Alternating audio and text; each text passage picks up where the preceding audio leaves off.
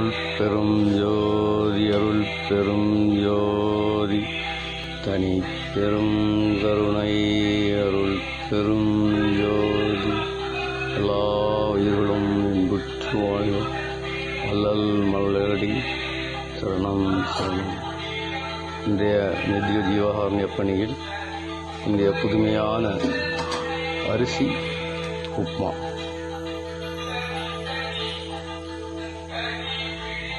இதில் சேர வேண்டிய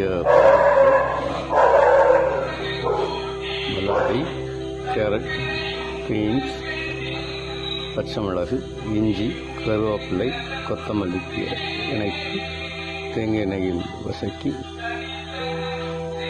ஒரு உன்னதமான எளிமையான சத்தான உணவாக.